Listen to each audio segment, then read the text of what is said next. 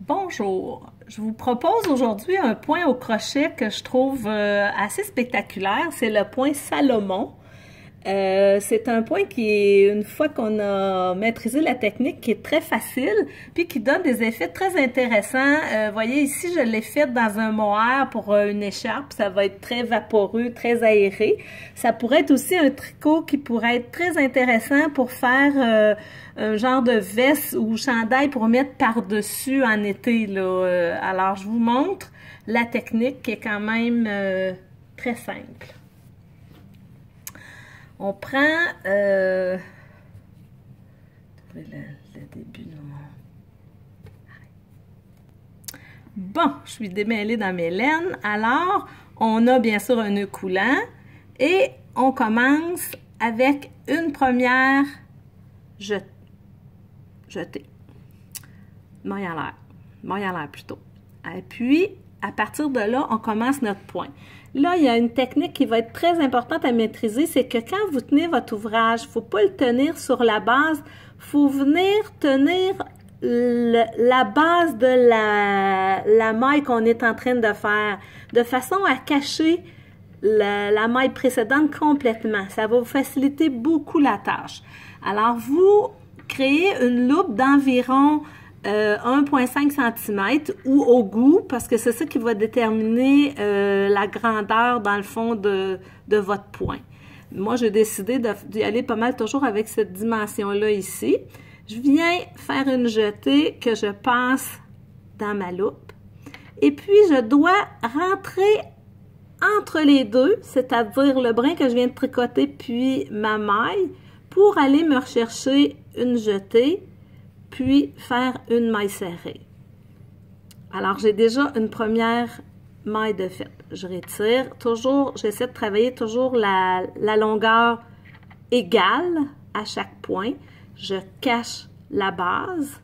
C'est ça qui fait que ça l'écarte mes deux mailles, mes deux fils pour que je puisse venir piquer dans le centre sans difficulté. OK? Je vais en faire une que je ne mettrai pas mon doigt à la base, puis vous allez comprendre comment ça peut être difficile si je le fais pas. Alors, j'établis ma longueur, je viens le chercher. Puis regardez, si je le tiens loin, là, j'ai de la misère à aller piquer dans le trou.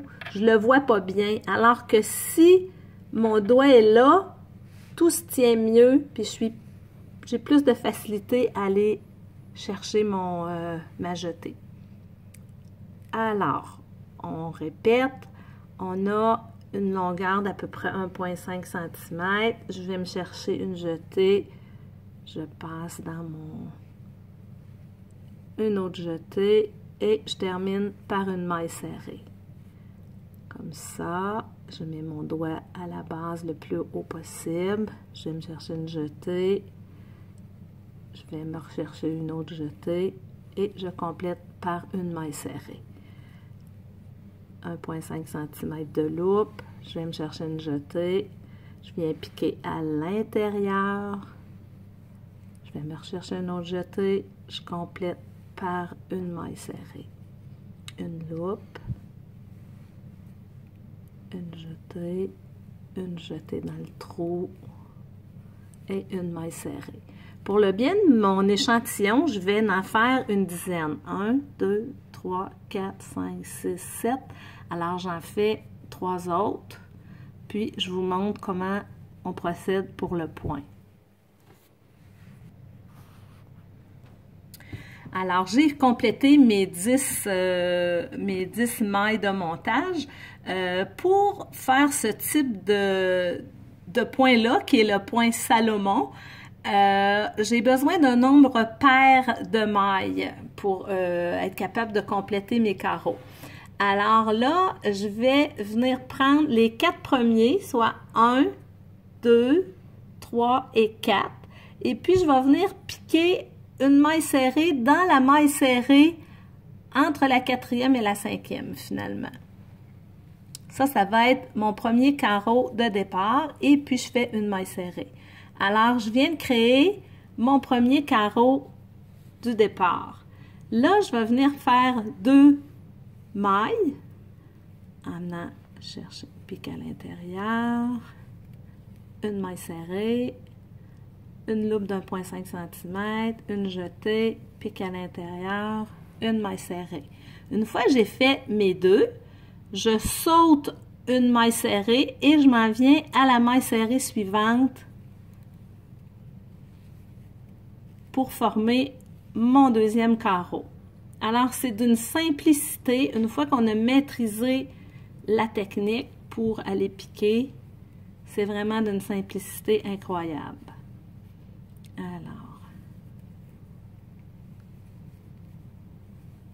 maille serrée, j'en saute une et je m'en vais piquer dans la maille serrée suivante. Alors, vous voyez, j'ai deux loupes. J'ai sauté comme deux loupes, mais ça... Je viens faire ma maille serrée. Je viens faire deux mailles.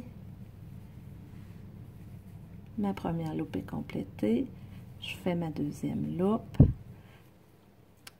Fait que c'est toujours des groupes de deux loupes. Deux loupes sur ma maille et deux loupes sur mon nouveau rang. Et je viens faire une maille serrée, ce qui complète mon premier rang. Alors ici, j'ai une loupe, j'ai un rond, deux ronds, trois ronds et puis quatre ronds. C'est sûr qu'au blocage, on va le voir beaucoup mieux. Je viens faire encore deux loupes pour tourner, pour faire le coin. Alors, je fais ma deuxième loupe. Comme ceci, je tourne mon ouvrage.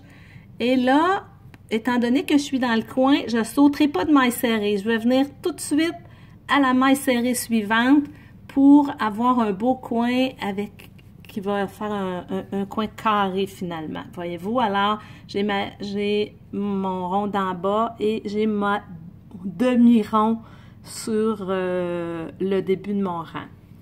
Je viens faire ma loupe, ma maille serrée, ma loupe et ma maille serrée.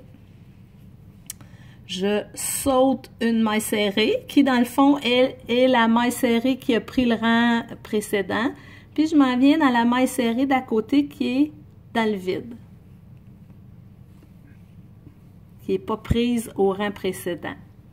Alors, je viens de créer encore un espace à 4 loupes. Je refais une loupe.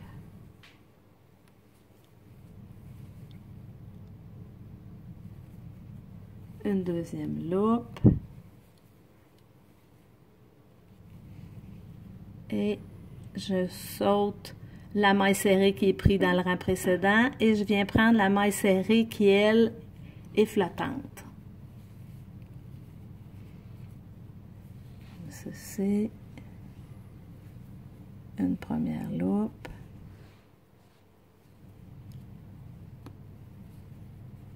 une deuxième loupe,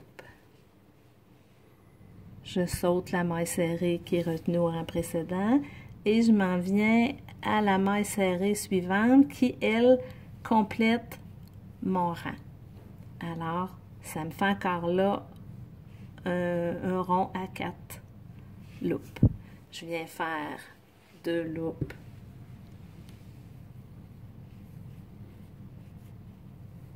pour faire mon tournant. C'est vraiment les coins qui sont un petit peu plus d'attention, mais pour le reste, c'est très facile. Alors là, comme j'ai fait tantôt, je ne vais pas sauter de maille serrée. Je m'en viens tout de suite à la première maille serrée et j'ai complété un demi-rond avec 2 loupes. Alors, cet ouvrage-là est le point Salomon travaillé en rectangulaire parce qu'on peut aussi le travailler en pointe, mais ici, je vous l'ai montré en rectangulaire. Et puis, ça vous donne un ouvrage qui est très, très, très intéressant. Ça fait comme toutes des petites fleurs là, sur une écharpe ou sur un vêtement, que ça peut être très intéressant. Alors, bon tricot!